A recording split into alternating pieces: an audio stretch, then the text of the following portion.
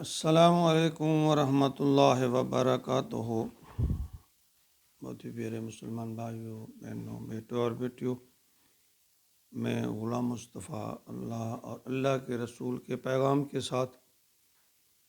پیام اسلام چینل سے آپ سے مخاطب ہوں۔ درس قرآن کے سلسلہ میں آج کا ہمارا سبق سورۃ انفال آیت نمبر 67 ہے۔ اعوذ باللہ من الشیطان الرجیم، بسم اللہ الرحمن الرحیم۔ ما کان لنبی ان یکون لہ اسری حتی یسخن فی الارض تریدون عرض الدنیا واللہ یرید الآخرہ واللہ عزیز حکیم۔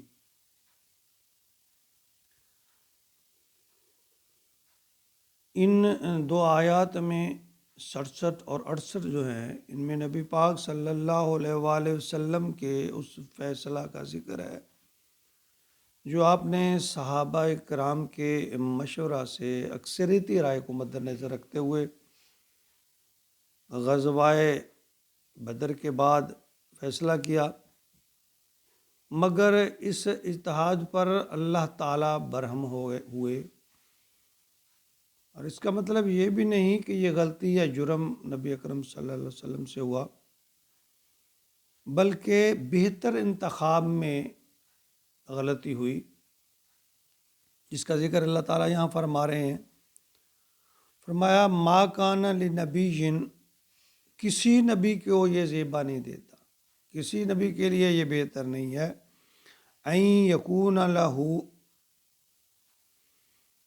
لہو اسرا، کہ وہ زمین میں اس وقت تک جب تک کہ یعنی وہ کافروں کو قتل نہ کر رہے، ان کو مغلوب نہ کر رہے، یسخن فی الارض، تو ان قیدیوں کو یعنی ان کے جو لوگ ہیں ان کو قید بنا لے یا قبضے میں رکھے۔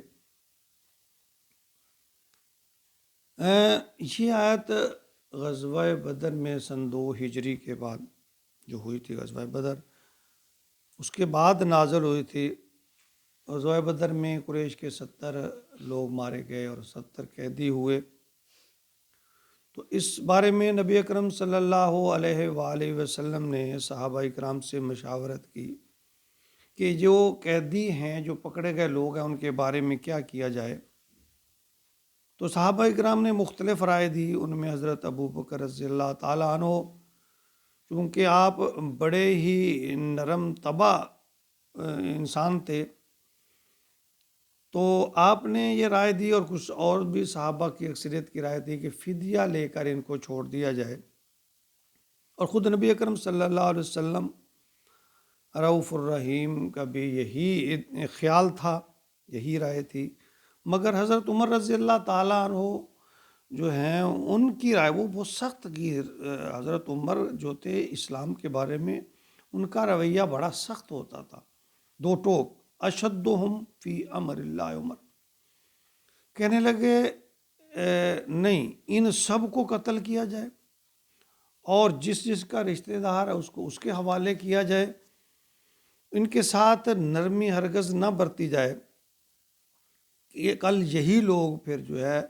یہ کفر کی تقویت کا باعث بنیں گے اور پھر ہمارے لیے مسائل پیدا کریں گے۔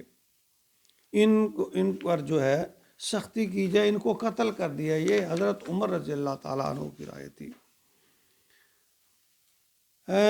فرمایا تریدون عرض الدنیا، تم دنیا کا ساز و سامان چاہتے ہیں۔ اللہ فرماتے ہیں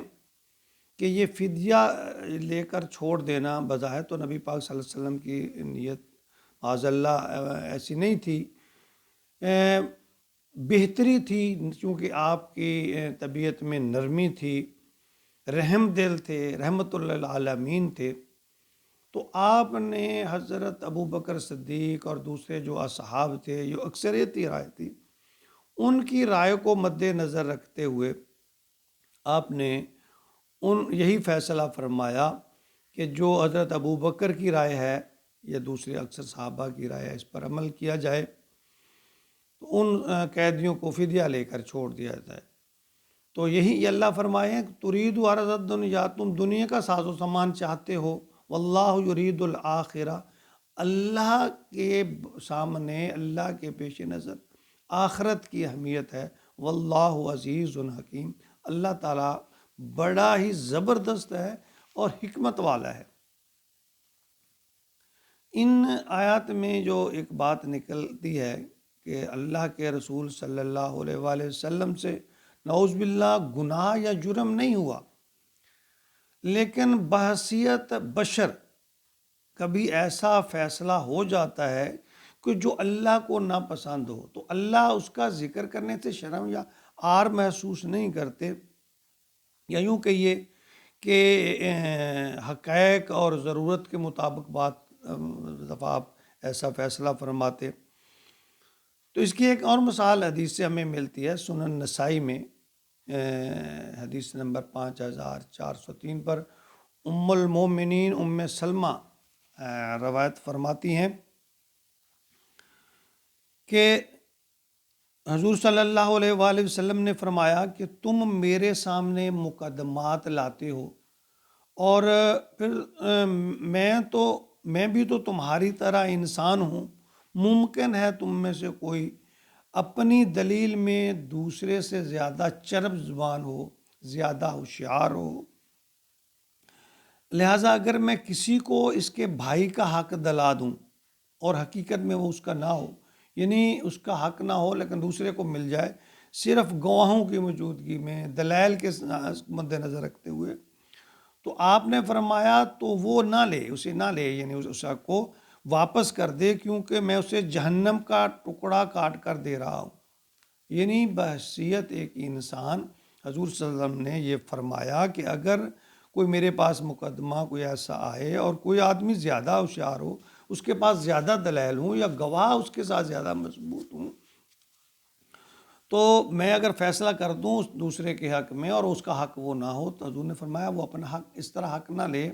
یہ بات درست نہیں ہے، وہ دوزخ کا ایک ٹکڑا ہے، سمجھ لیں۔ یعنی بعض اوقات حضور صلی اللہ علیہ وسلم سے اس طرح کے معاملات دنیاوی طور پر ہوئے ہیں، اور حضور نے خود اس کا اقرار فرمایا ہے۔ اس حدیث کو بخاری شریف میں بھی 6967 نمبر پر روایت کیا گیا ہے۔